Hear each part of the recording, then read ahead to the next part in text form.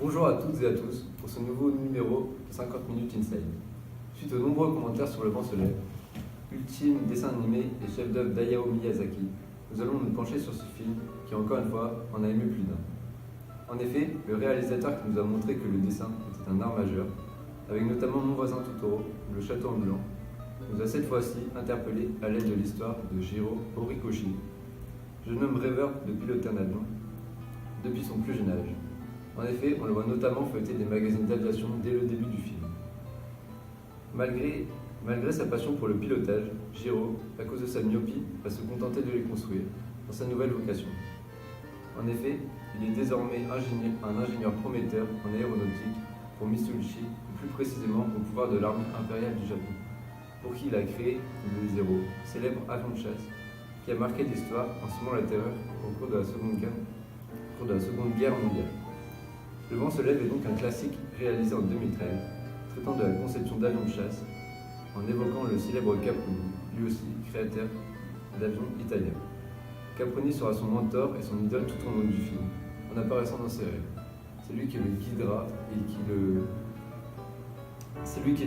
et le soutiendra dans ses moments de doute. Le film eut un réel succès, mais quelques critiques soulignent que ce film n'est pas tourné vers les enfants, comme ses précédents. En effet, par rapport à ce film, on peut se demander qu'implique la conception d'un avion de guerre. Pour cela, M. Bonatti, ici présent, ingénieur en aéronautique chez Dassault depuis plus de 15 ans, qui maintenant a acquis un nombre de connaissances accrues sur le sujet, pourra nous aider à en voir plus clair sur la partie plutôt scientifique, tandis que notre professeur de lettres, M. Biette, bonjour à tous, qui à l'aide de ses connaissances littéraires et de ses capacités à analyser une œuvre, pourra nous aider à décrypter cette œuvre sur le côté plus littéraire. Tout d'abord, nous verrons que la conception induit un cahier des charges, pour l'ingénieur, mais également pour l'artiste. Je vous laisse donc la parole. Quel est le cahier des charges dans ce film, pour l'ingénieur? bonsoir à tous. Donc, moi je suis un ingénieur chez Dassault depuis déjà 15 ans et je vais essayer de répondre à la question posée par l'émission qu'implique la conception d'un avion de guerre. Donc, dans un premier temps, quand on cherche à créer un objet technique, il faut se poser certaines questions et établir des contraintes. En effet, toute production nécessite des contraintes techniques. C'est une donnée d'entrée dans la recherche d'une solution technique. Elle va compliquer le développement ou la mise en œuvre d'une solution. Par exemple, pour un avion, la contrainte va être qu'il soit plutôt rapide. En ingénierie, une contrainte est donc une condition à satisfaire. On définit la fonction de contrainte pendant l'établissement d'un cahier des charges. C'est un document qui va regrouper toutes les contraintes posées par le client. Donc, le cahier des charges est créé chaque fois que l'on veut expliciter, sans parler de technologie, les besoins à satisfaire. Il ne peut être adressé qu'à un bureau d'études, un bureau qui regroupe plusieurs ingénieurs, car il faut des personnes capables de transformer les fonctions de service, donc c'est les fonctions demandées, en fonctions techniques, en y imaginant puis en validant ces solutions techniques. Pour la suite, je prévois d'utiliser toutes les dernières technologies. Regardez. Un train d'atterrissage rétractable? C'est indispensable pour voler à 270 nœuds. 270 nœuds? Par exemple, dans cette séquence, on voit qu'un cahier des charges a été adressé à Jiro et il l'annonce à son bureau. L'ingénieur est donc contraint, mais on verra qu'il garde une part de liberté dans la conception de son objet. Donc bonsoir à tous, donc, je m'appelle Corentin Bell, je suis professeur de lettres. Et donc, tout comme un ingénieur, un artiste a des contraintes. Il reste cependant libre, mais ses contraintes sont beaucoup plus souples que celles d'un ingénieur. En effet, Miyazaki a fait des précédents films beaucoup plus tournés vers les films d'animation pour enfants. Donc son cahier des charges va être de satisfaire le public qu'il a réussi à séduire avec ses précédents films, mais tout en voulant associer et partager sa vision d'artiste. Donc il s'imagine un peu dans Jiro en faisant son côté artiste. Donc l'avion va être représenté comme un oiseau dans ses rêves. Donc on peut voir dans cette image que l'avion est au centre de l'image. Donc il y a un fond coloré dans l'arrière-plan qui rappelle l'espoir. Il porte des vêtements légers. Il y a très peu de mouvement, donc ce qui montre qu'on est bien dans le rêve et donc dans la créativité pure. Et cependant, on voit que du côté ingénieur de Jiro, il a besoin de cette créativité pour être un bon ingénieur. Donc dans une des séquences, Caproni va dire à Jiro de profiter de ces 10 ans de créativité car il ne vaut pas durer. Ce qui prouve bien qu'on a besoin d'une part d'artiste pour être un bon ingénieur et un bon scientifique. Après avoir défini un cahier des charges, l'ingénieur et les artistes vont donc devoir définir les matériaux les plus adaptés pour y répondre. Quels sont donc les matériaux les plus adaptés pour un ingénieur à partir de ce film? Donc, je vais d'abord parler des matériaux en général. Donc, l'ingénieur va se demander comment il va bien pouvoir répondre à ce cahier des charges et donc aux attentes de son client. Il va d'abord se pencher sur les matériaux, comme l'a dit mon camarade, et va pouvoir en sélectionner un. Donc d'abord, les matériaux qui constituent le monde sont vastes. Il va donc falloir rechercher méthodiquement ce matériau. Donc on reconnaît deux principaux types de matériaux, les matériaux métalliques ou les matériaux composites. Ici, nous nous concentrerons principalement sur les matériaux métalliques. Mais pour chacun de ces matériaux, il existe plusieurs caractéristiques. Donc 4 éléments. Le premier, leur résistance. Le deuxième, leur densité, donc c'est combien ça pèse. Le troisième, leur prix. Et le quatrième, leur rigidité. Donc, dans la conception d'un avion de guerre, quand on se concentre sur la partie métallique, comme je l'ai dit, l'ingénieur a le choix entre 3 catégories de métaux. Les aluminiums, les aciers ou le titane. En général, les avions sont composés d'aluminium.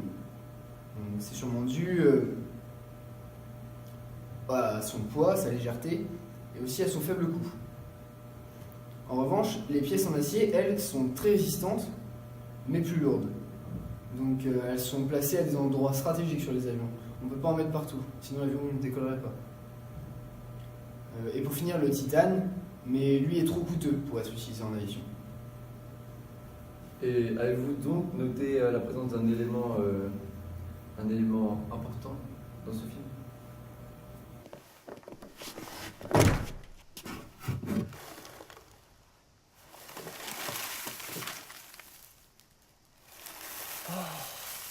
Ça a l'air pas mal du tout.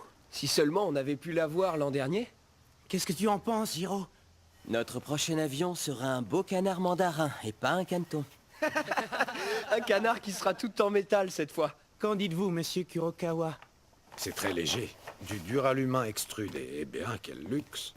Oui, on peut voir à travers la séquence qu'on vient de voir qu'il parle du duralumin, un alliage d'aluminium composé d'aluminium à 95%, de cuivre à 4%, de magnésium et de manganèse. Je perds peut-être notre ami des lettres dans mes chiffres, mais pour ceux qui s'y connaissent un petit peu, voilà. À l'époque, ce matériau est une révolution. En effet, il est plus léger et est aussi résistant que l'acier, ce qui explique sûrement leur réaction de joie, de surprise dans cette séquence chez les ingénieurs. Donc tout comme l'ingénieur, l'artiste doit aussi avoir cette démarche de choisir le bon support pour remplir le cahier des charges. Donc dans le cas de Miyazaki, donc il a choisi le support du film d'animation donc pour satisfaire son public jeune, majoritairement composé d'enfants. Mais aussi, ce qui fait la nouveauté dans ce film-là, et c'est ce qui a provoqué une surprise générale de par les critiques, c'est l'ajout de sa vision d'artiste qui correspond plus aux adultes. Et donc, il va aussi choisir la musique. La musique est quelque chose de très important dans un film parce que c'est un composant essentiel. Il est facilement compréhensible, peu importe son âge. Il permet d'exprimer beaucoup de sentiments et c'est quelque chose que va facilement imprégner et retenir le spectateur. Et je vais aussi revenir sur le duralumin de M. Bonatti. Il y a aussi la représentation donc, de l'avion dans les rêves de Jiro grâce au papier. Donc le papier est aussi, je ne sais pas, peut-être pas aussi léger que le duralumin, mais il est relativement léger, souple, et de par sa couleur blanche, il va nous rappeler la paix, qui va vraiment être en opposition avec le duralumin qui va représenter la froideur du métal, qui va nous rappeler la guerre et à quoi va être destinée cette production, cette œuvre de l'ingénieur M. Jiro Horikoshi. Après avoir défini la contrainte matérielle, l'ingénieur et l'artiste doivent également répondre à la contrainte idéologique, qui repose notamment sur l'usage d'un si bel objet. Donc, moi, je dirais que l'objectif pour un ingénieur de tout temps a toujours été de concevoir le meilleur produit qu'il puisse créer. C'est un défi personnel. En effet, en aviation, les ingénieurs ont pu améliorer leurs avions en fonction des demandes et des ressources disponibles à l'époque. Pour qu'un avion de chasse soit le plus performant possible, on peut par exemple jouer sur sa vitesse ou sa maniabilité. Donc je me concentrerai sur ces 2 points. Il existe différents moyens d'améliorer ces différents points. Le premier, c'est optimiser la vitesse de l'avion en choisissant des matériaux adaptés, par exemple des matériaux légers. Il existe en effet une relation entre le poids et la vitesse de l'avion. Par exemple, plus un avion est lourd, plus on doit augmenter sa vitesse pour qu'il vole. On peut également augmenter sa vitesse en choisissant un profil d'aile, donc c'est une forme d'aile, adaptée pour essayer de diminuer les forces qui s'appliquent à l'avion. Mais je n'entre pas dans le détail des forces de peur de vous perdre. De plus, ces différentes forces peuvent modifier ou compliquer la maniabilité d'un avion. Un ingénieur doit donc forcément prendre compte de ces forces dans la conception de son avion. Ainsi, en augmentant la vitesse et la maniabilité, il peut donc répondre aux contraintes imposées par l'armée. On comprend donc que la performance d'un avion en vol dépend de son pilote, mais aussi et surtout du travail de l'ingénieur sur cet avion au sol. Donc c'est l'ingénieur qui va apporter les capacités physiques de l'avion. Là, je vais parler du Zéro, c'est l'avion du film. Donc à l'époque, c'est un avion plutôt lent, mais connu comme redoutable du fait de sa maniabilité. Il était très maniable et se pilotait très facilement. Les pilotes racontent que c'était un réel plaisir de le piloter, et grâce à sa maniabilité, il pouvait facilement se placer derrière l'avion ennemi en étant en combat aérien. Juliette ? Donc je vais réagir à propos du rappel que vous avez fait dans le film qui parle donc, du zéro et de la guerre. Et donc Miyazaki montre bien la nuance entre la beauté et la mort. Donc la beauté est représentée donc, dans ses rêves.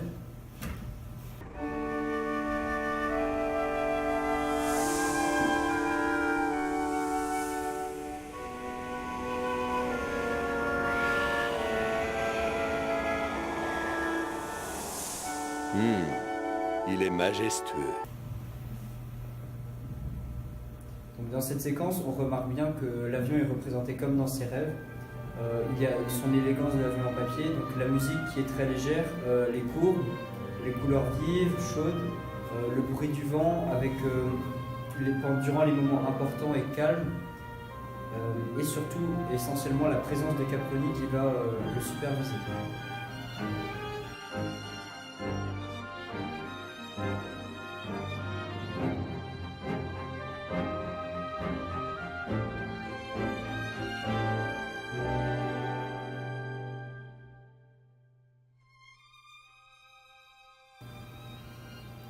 En opposé, dans la séquence que nous venons de voir, on remarque le vomissement et les couleurs très sombres des avions qui vont nous rappeler la mort et la guerre. Cependant, on constate aussi que les carcasses d'avions détruits à la fin du film sont nuancées avec en arrière-plan la couleur de l'espoir qui est la même que celle qu'on retrouve au moment de la beauté dans ses rêves. Il y a aussi cette citation. On veut juste concevoir de beaux avions, mais il faut aussi se penser que les beaux avions qu'il a conçus vont provoquer la mort et la destruction dans leur usage, dans la réalité. Ce n'est pas un rêve, c'est une réalité. En conclusion, nous pouvons remarquer que l'ingénieur a dû faire un choix qui ne correspond pas forcément à ce qu'il veut, mais tout comme Miyazaki, qui n'a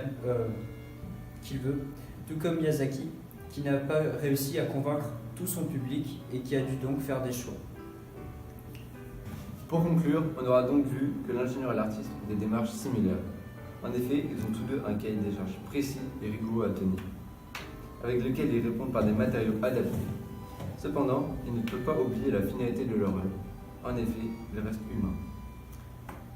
C'est la fin de cet épisode consacré au vent se lève de Hayao Miyazaki. On se retrouve la prochaine fois pour une autre analyse de film. Merci Monsieur Bonatti, Monsieur Biet, qui nous Merci à vous pour votre bien aidé. Bonne soirée. Bonne Au soirée. revoir.